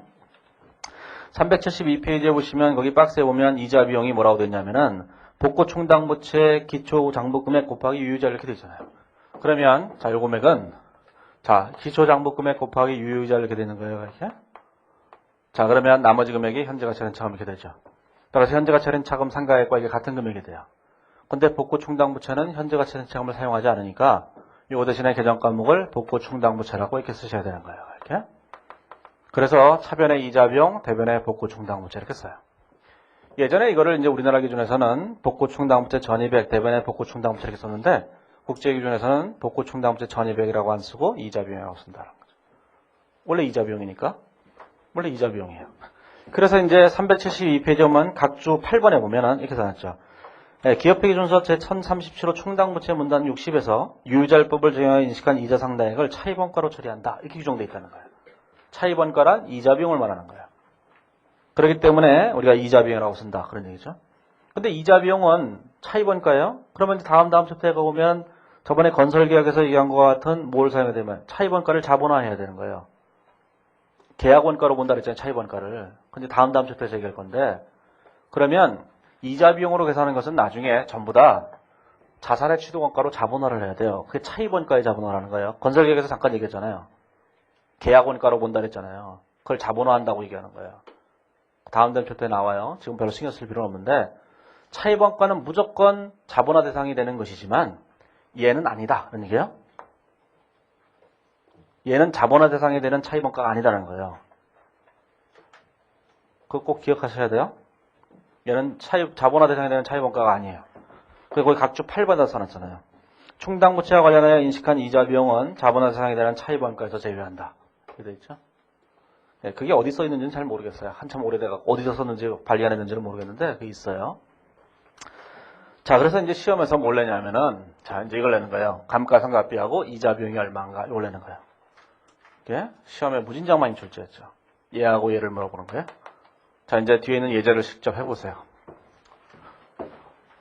뒤에 있는 예제는 뭐냐면은, 자, 이제 문제를 해보죠. 문제를 해보시면은, 거기 보시면, 자, 373페이지에 보시면, 거기 그림 8-5를 보시면, 그 과정을 요약해 놓은 게 있어요. 과정을 한번 보시고, 구조를 한번 보시고, 그 예제 3번을 보시면, 자, A사는 2009년 1월 1일 날 해저 유전을 탐사할 목적으로 해양구조물을 설치했는데, 설치 비용으로 100만 원을 지출했다. 자, 그런데 해양구조물의 경제적 연수는 5년이었다. 가로 2번에 보시면 복구 의무가 있는데 충당부채 인시요건을 충족시키며 복구 비용은 20만 원이었다. 내용연수 종료 시점에 복구 비용이 20만 원이야. 그러면 이렇게 됐다는 거죠. 자, 지금 현재 100만 원의 돈이 들어갔다는 거예요. 그리고 5년 후에 20만 원의 복구 비용이 들어가는 거죠. 이렇게. 그러면 취득원가는 이거를 현재 가치로 평가하시면 돼요. 이렇게. 자, 기간이 5기간이죠. 5기간. 자, 이자율이 몇 %인가를 보시면 이자율은 가로 2번에 보면 10%라고 되어 있어요. 그러면 10% 현가계수를 곱하면 돼요. 10% 현가계수가 거기 0.620구라고 쓰여져 있으니까 0.620구 이렇게 쓰여져 있으니까 이걸 곱하시면 거기 이제 취득원가가 계산돼 나오는데 374페이지에 보시면 자, 취득원가가 124,180원이 되죠. 80원 이렇게 되는 거예요. 자, 그러면 이걸 두 개를 더하게 되면 자, 1124,180원 이렇게 되죠. 이렇게. 자, 이제 시험에서는 일단 이 취득원가가 얼마냐 이렇게 물어보는 문제가 있었다는 거예요. 자, 그런데 취득원가만 물어보면 너무 간단한 문제가 돼버리니까 그 다음에 물어보는 것이 이제 감가상각비를 물어보는 거예요. 자, 그러면 이제 자, 2009년 1월 1일 날 취득원가를 계산해 보시면 이렇게 된 거죠. 자, 우리가 이제 해양구조물을 썼죠. 해양구조물을 구축물이라고 해요. 자, 구축물이라는 개정 과목이 생각이 안 나면 그렇게 쓰세요. 해양구조물. 그것을 두려워하면 아무것도 안 되는 거예요. 그러니까 가장 비슷한 개정 과목에 대충 써주면 돼요. 시험에 우리가 뭐 나올 줄 알아요? 뭐 나올 줄 모르잖아요. 아무거나 낼지 모르죠. 그러면 거기다가 가장 비슷한 거 쓰는 거예요. 예? 그러니까 해양구조물 쓰면 돼요. 선박 그러면 선박이라고 쓰면 돼요. 좀 멋있게 쓰려면 수상운반구 이렇게 쓰면 되고, 그렇죠? 컨테이너선 이렇게 써도 돼요. 그러니까 비슷한 것만 쓰면 되는 거예요, 이게. 그게 유형재산이라는 인상만 주면 되는 것이지, 그게 이게 맞다, 저게 맞다, 저게 맞다 이러면 안 된다고요. 네? 그래서, 자, 이거 구축물이라고 썼는데, 이게 생각이 안 나시면, 뭐라고 쓰면 되냐면, 해양구조물이라고 쓰면 돼요. 그냥 단순하게. 그러면, 자, 구축물의 취득원가가, 자, 지금 현금을 준 게 얼마예요? 현금을 준 게 100만 원이에요. 그 다음에, 자, 복구 충당부채를 계산하게 되죠, 이렇게. 복구 충당부채는 현재 가치로 평가한 금액이잖아요. 그게 얼마예요? 124180 이렇게 된 거죠. 이렇게. 자, 그러면 여기다 1124,180 이렇게 된 거예요. 자, 이제 2009년 말이 되면은 이제 감가상각비를 계산해야 되죠. 자, 여기 감가상각비하고 감가상각 노계획을 계산하시면 돼요. 자, 감가상각비는 어떻게 계산하냐면은 자, 1124,180이라는 금액이겠죠. 자, 여기다가 마이너스 잔존가치를 빼죠. 자, 이렇게. 여기다가 나누기 내용연수 5로 나누면 감가상각비가 계산돼요. 그 다음에 복구 충당부채에 대해서 이자 비용을 인식해야 되니까 유효자율법을 적용해야 되는 거니까 유효자율법으로 여기다 이자 비용을 인식하고 여기다가는 표시자가 없다는 생각을 하시고 여기다가 복구 충당부채를 이렇게 쓰시면 되죠. 이자율이 10%니까 기초장부가에다 10%를 곱하게 되면 12,418원 이렇게 되는 거예요. 12,418원 이렇게 되죠. 자, 시험에서 이 복구 충당부채를 시험에 굉장히 많이 냈지만 가장 많이 낸 건 이거예요. 감가상각비와 이자 비용의 합계 금액이 얼마인가 이렇게 문제를 낸 거죠. 시험장에 가서는 우리가 이거를 분계가면서 이렇게 푸는 게 아니에요. 실제로는 분계가면서 푸는 것이 아니라 그렇다고 분계를 하지 말라는 뜻은 아니에요. 그런 얘기를 하면 다 분계를 안 해요. 그리고 세월이 한참 지난 후에 분계를 못하게 된다고 해서 분계하고 막 이런다고요. 그러지 말고 자, 여기다가 여기까지만 다 계산한 다음에 요걸 가지고는 뭘 계산해요? 감가상각비를 계산하는 거예요. 나누기 5를. 요걸 가지고는 뭐 해야 되나? 유효자율법에 따라서 이자 비용을 이렇게 인식하는 거예요. 이렇게. 그러면 두 금액의 합이 단순하게 계산돼요. 이걸 자꾸 분계를 이렇게 다 한 상태에서 요 두 금액을 더할 생각을 하니까 시간이 오래 걸리는 거예요. 분계를 하면서 문제를 푸는 것과 여기까지만 계산한 다음에 요걸 이용해서 문제를 푸는 것은 시간이 반 이상이 단축이 돼요. 시간을 단축시켰다는 것은 힘이 되는 거예요. 힘. 남자는 다 힘이 있어요. 힘. 남자는 힘이잖아요. 힘. 여자는 뭐예요? 에휴. 남자는 힘, 여자는 허.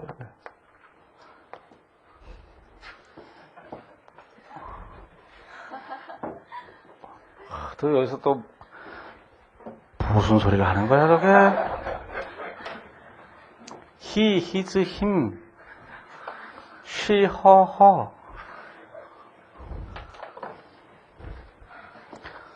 제가 대학교 다닐 때 이런 얘기만 맨날 하고 다니는 철없는 후배가 하나 있었어요. 어느 날 갑자기 제게 와서 이러는 거예요. 형, 남자는 힘이야, 여자는 뭐야? 그래서 뭐? 형, 화내지 말고. 화를 안 내게 생겼어요? 맨날 이런 일만 하고 있으니?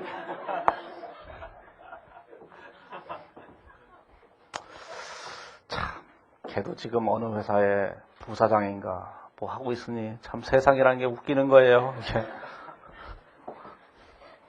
그 사실을 그 회사에 가서 알려줘야 되는데 저 자식이 저는 쓸데없는 놈이었다. 자, 여기서 이제 제일 중요한 게 이자 비용과 감가상각비. 그게 제일 중요한 거예요. 계산할 때. 자, 그 다음에 이제 3번에는 정보보조위원 취득이 있는데, 정보보조위원 취득은 되게 이제 복잡하게 돼 있어요. 정보보조위원 취득이.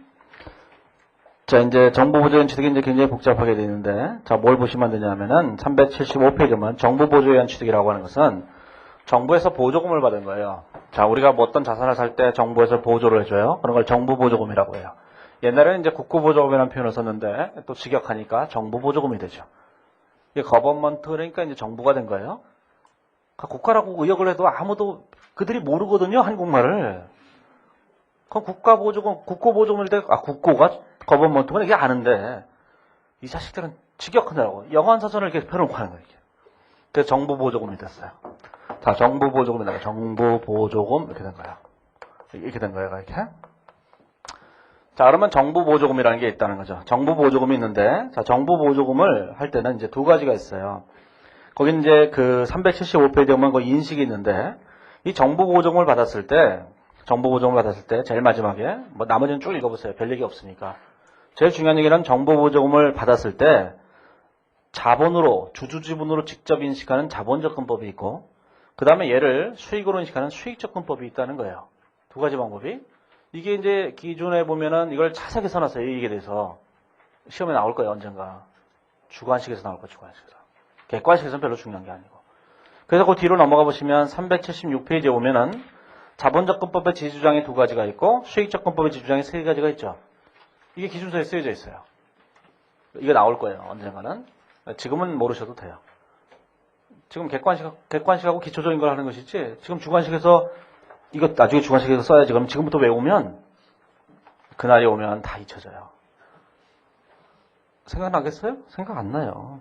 그날이 되면. 그날은 내년에 오는 사람도 있고 내후년에 오는 사람도 있고 영원히 안 오는 사람도 있잖아요. 슬프지만. 그러니까 이런 거는 지지주장, 반대주장 또는 장단점 이런 것들은 나중에 주관식에서 하는 거예요. 전부 다. 하지만 책이라는 건 그런 게 있어요. 좀 멋이 있으니까 써놓은 것일 뿐이에요.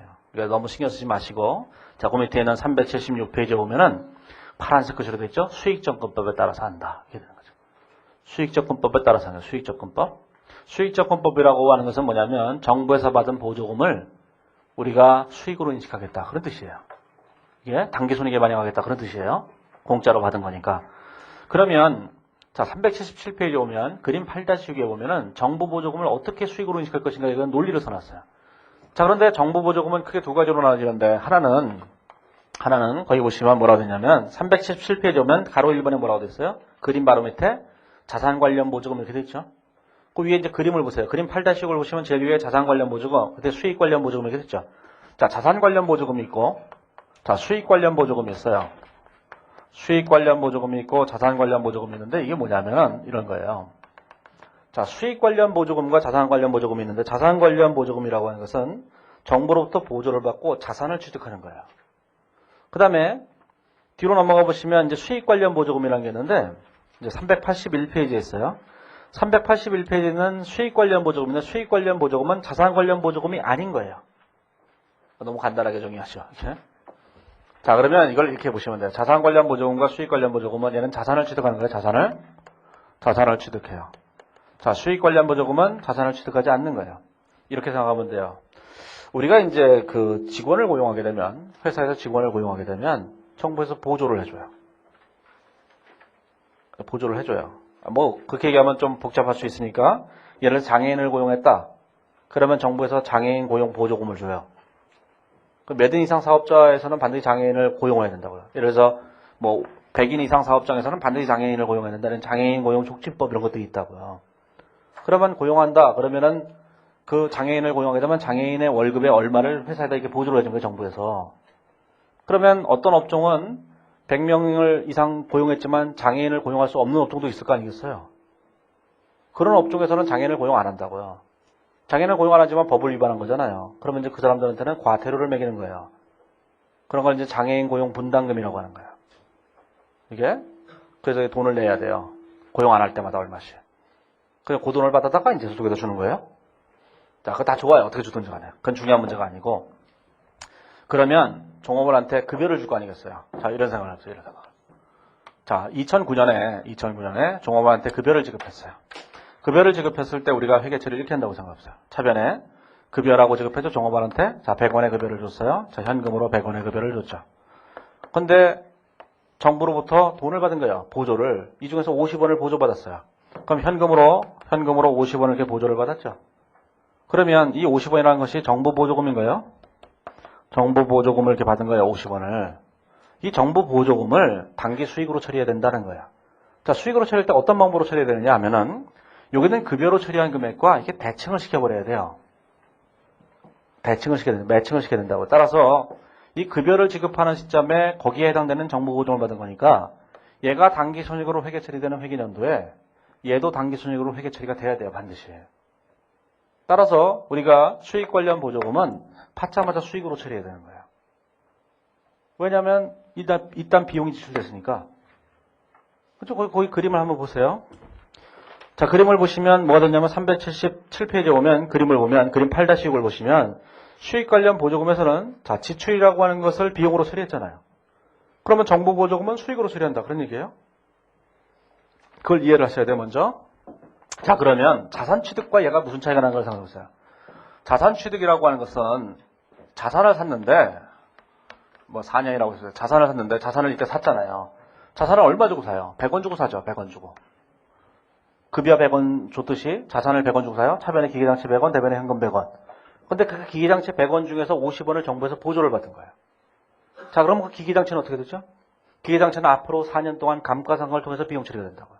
매년 얼마씩이요? 25원씩 비용 처리가 되겠죠. 이렇게. 그러면 정부 보조금이 있을 거예요. 정부 보조금 50원을 받았잖아요. 50원 어떻게 돼야 돼요? 50원은 이 비용들과 이렇게 매칭을 시켜야 되는 거예요. 이렇게. 그렇죠?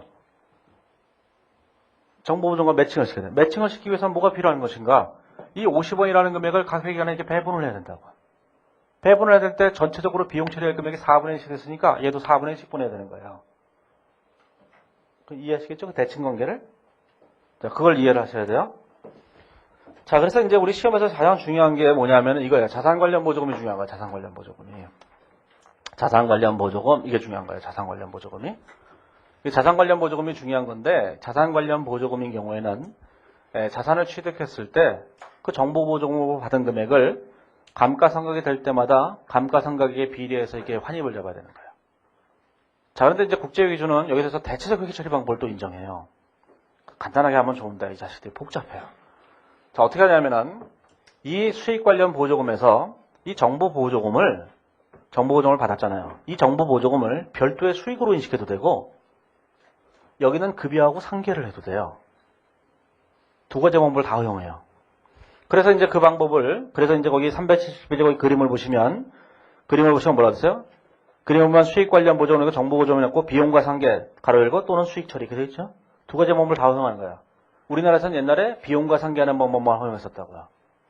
그 두 가지를 다 허용하는 거예요. 그럼 자산 관련 보조금은 어떻게 하느냐? 자산 관련 보조금은 이것을 감가상각비와 상계해도 되고 얘를 별도로 수익으로 인식해도 돼요. 그러니까 두 가지 방법이 있는 거예요. 비용과 상계하는 방법과 별도의 수익으로 인식하는 방법. 그럼 문제에서 줘야 되는 거예요. 그러니까 감가상각비가 얼마냐? 그럼 내 마음대로죠.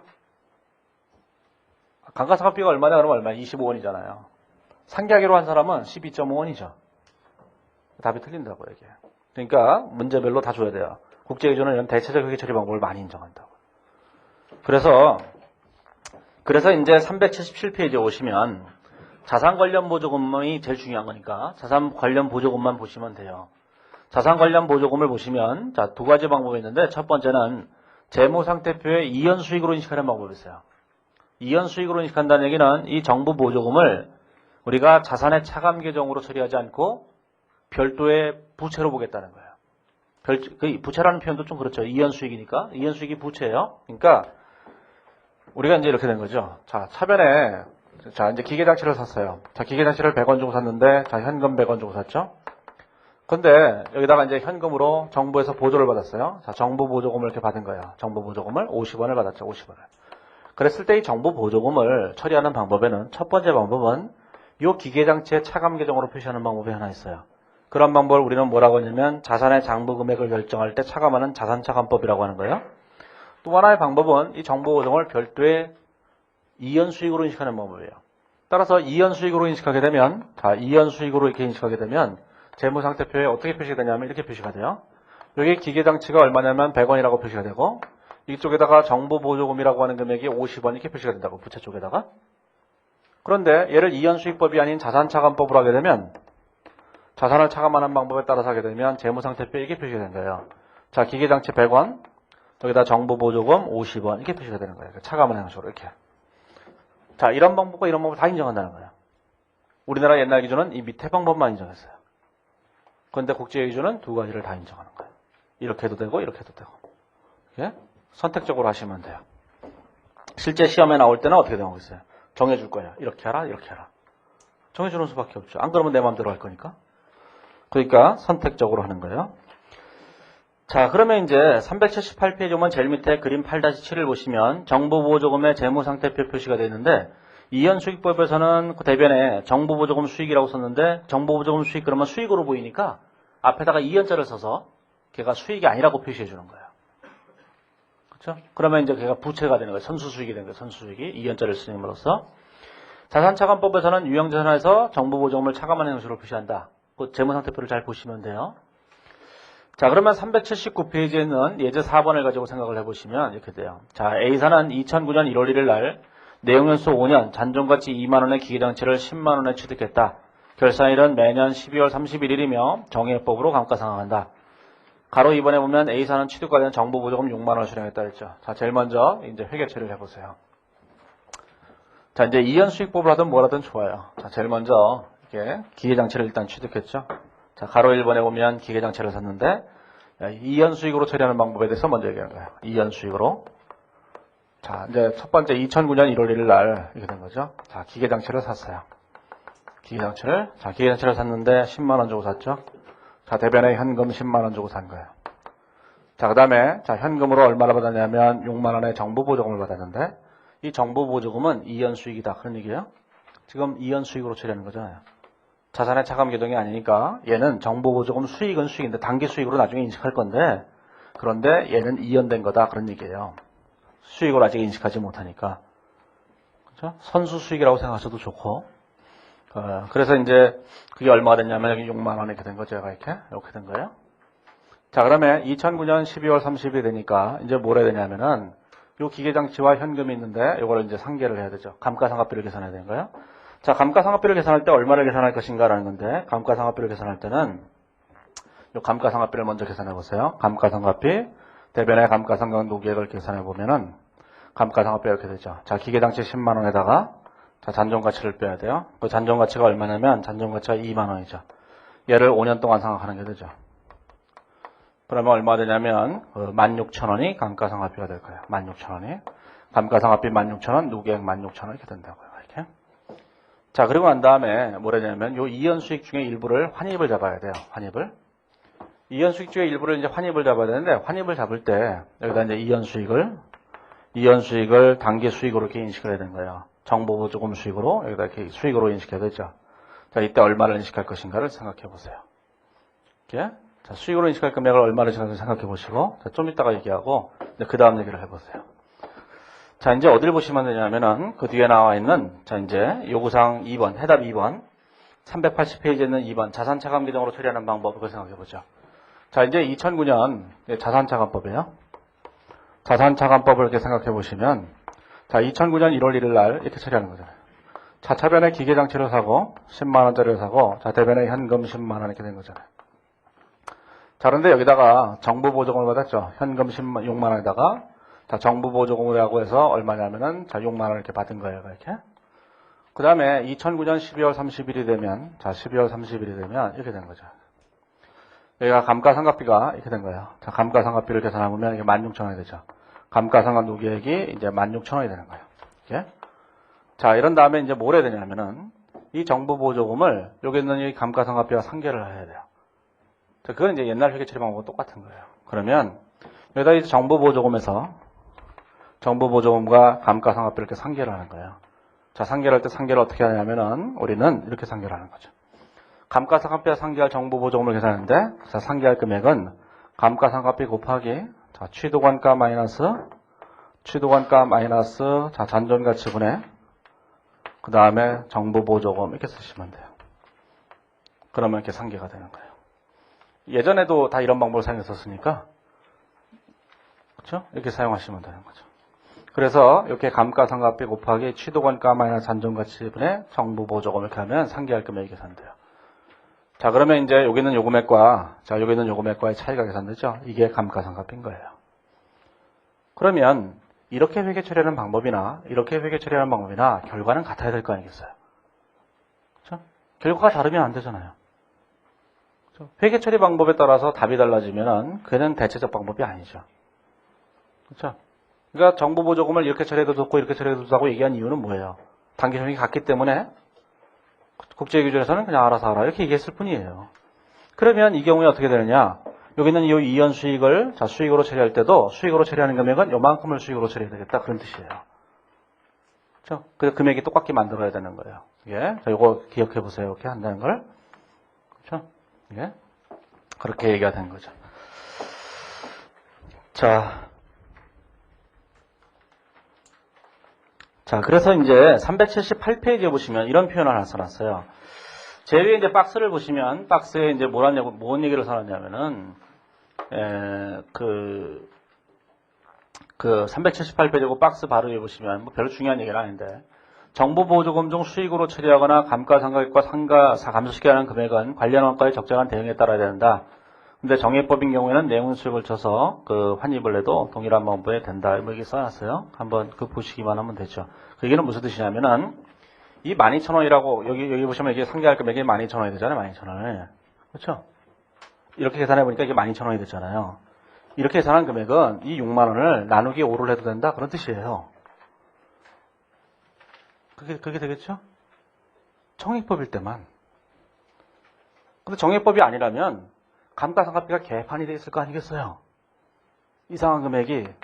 근데 이걸 나누기 5 이래버리면 매칭이 안 되잖아요. 여기 감가상각비는 40, 30, 20, 10 이렇게 돼 있는데 환입은 12.5, 12.5, 12.5, 12.5면 대칭이 안 되죠. 대칭이. 그러니까 정액법이라면 그냥 얘를 나누기 5를 해서 계산해도 되는데 정액법이 아닌 경우도 되니까 일반적인 모형은 이렇게 돼야지만 된다는 거예요. 다만 정액법인 경우에는 얘를 나누기를 5를 해도 좋겠다. 그런 뜻이에요. 그렇죠? 예. 자, 그래서 이제 예전에 공부하신 분들이라면 우리는 다 이런 방법을 사용했어요. 우리나라 기준에서.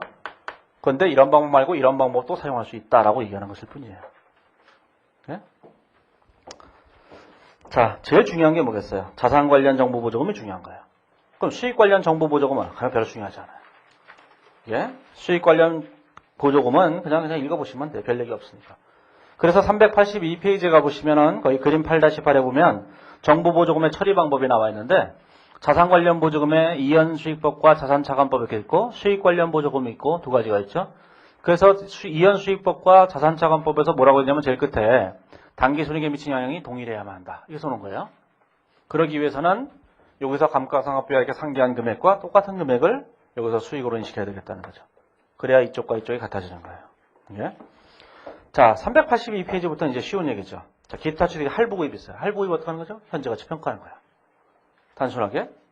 자, 할부구입이라고 하는 것이 이제 이렇게 된 거니까 우리가 이제 기계장치를 사기 위해서 여기다가 장기 미지급금을 쓰고 요거를 이제 여기다 현재가치 현찰금을 쓰는 거잖아요. 이게 장기 할부구입이죠. 이렇게. 근데 저번에 장기 현재가치 평가에서는 여기에 초점을 맞춘 거예요. 그렇죠? 그리고 이거 가지고 유효자율법을 적용한다 이런 얘기를 한 거잖아요. 이 유형자산 쪽에서는 초점이 어디에 있냐면 요거에 있는 거예요. 여기에. 기계장치의 취득원가가 얼마냐? 걔는 뭐예요? 미래연금 흐름의 현재가치다. 이렇게 얘기하는 거예요. 그러면 우리가 예전에 요 얘기를 다 했으니까 사실 요 얘기는 너무 간단한 얘기잖아요. 이것이 취득원가로 끝나는 거죠. 얘는 뭐예요? 그냥 유효자율법을 적용하고 끝나는 거예요. 그러니까 장기 할부구입에서는 별다른 얘기는 없어요. 그냥 미래연금의 현재가치로 취득원가를 계산한다. 그것만 하시면 되는 거고. 자, 뒤로 넘어가 보시면 384페이지에 보시면 이렇게 되세요. 현물 출자의 연취득이 있는데 현물 출자의 연취득은 유형자산을 취득하는 대가로 기업이 주식을 발행 교부하는 경우가 있다는 거죠. 주식을 발행 교부하는 경우에 어떻게 할 것인가? 논리적으로는 뭐가 되겠어요? 이렇게 된 거죠. 논리적으로는 이렇게 된 거예요.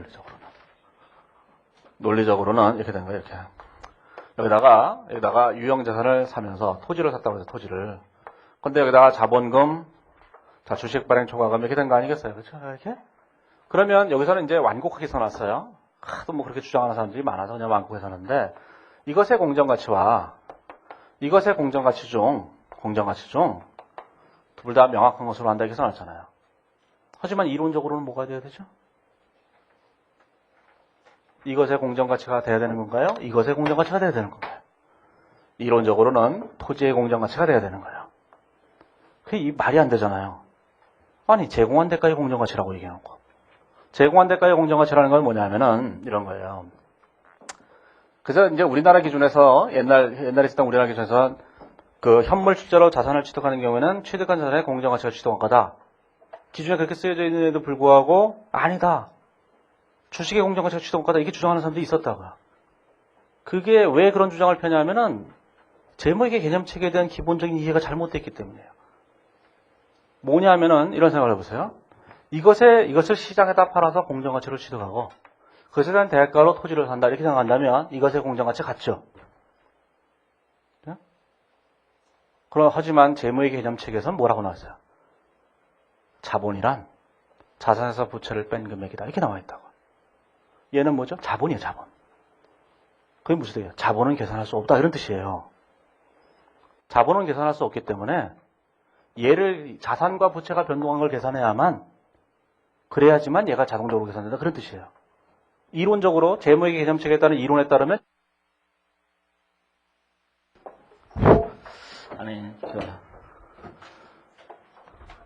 나는 10분쯤까지 이렇게 쓸 수 있을 줄 알았어요. 참 그런데 이제 그 개념책에서 자본의 정의가 자산에서 부채를 뺀 거잖아요. 그래서 얘가 취득원가다 이렇게 된 거예요. 얘가 이렇게. 이해하시겠죠? 그거를? 옛날 기준에서 그래도 얘가 취득원가가 돼 있었던 거예요, 옛날에. 근데 이번에도 제가 그렇게 쓰려고 그랬는데, 그냥 썼어요. 별로 중요한 것도 아니고. 계산 문제로 나올 때는 그냥, 예를 주든 아무거나 줘요. 제일 중요한 게 뭐예요? 다 등가 교환한다는 거예요. 같은 가치끼리만 바꿔요. 그러니까 별로 신경 쓸 거 없어요. 그 다음에, 그 밑에 보시면, 자, 증여동 무상으로 취득하는 경우가 있어요. 자, 무상으로 취득하는 경우에, 자, 이렇게 돼 있죠. 자, 무상으로 취득했어요, 무상으로. 자, 무상으로 취득했는데 여기다 토지를 샀다고요, 그렇죠? 여기 아무것도 없어요. 취득원가가 뭐가 돼야 돼요? 이거는 이제 어떤 책을 보니까 취득원가는 없다 이렇게 써놨는데 그러면 안 되죠. 그럼 자산은 있는데 자산이 없다 이래버리면 안 되는 거잖아요. 자산과 부채는 항상 측정할 수 있는 거예요. 따라서 이것의 공정가치로 측정을 해야 되는 거예요, 당연히. 그만큼을 무상으로 받았다 이렇게 봐야 되는 거예요. 그렇죠? 이게. 그래서 현물 출자에 의한 취득이나 증여로 인한 취득 둘 다 원칙적으로는 뭐가 되면 다 취득가치 자산의 공정가치가 돼야만 되는 거예요. 무조건. 예? 그런데 현물 출자에 의한 취득은 제가 그냥 완곡하게 썼어요. 하도 이렇게 쓰는 사람들이 많아서 이렇게 써놨어요. 근데 원래는 뭐가 돼요? 취득한 자산의 공정가치가 돼야지 맞는 거예요. 이론적으로 그게 명확하게 되는 거죠. 예? 꼭 이해하시겠죠? 뭐 별로 중요한 얘기 아니에요. 그냥 말로 그런 얘기가 있다는 정도만 아시면 되는 거니까. 자, 오늘은 여기까지 하고 내일은 이제 그 뒤에 나오는 그 405페이지는 감가상각의 제거와 손상화에 대해서 얘기하죠. 내일 얘기하죠. 거기부터는.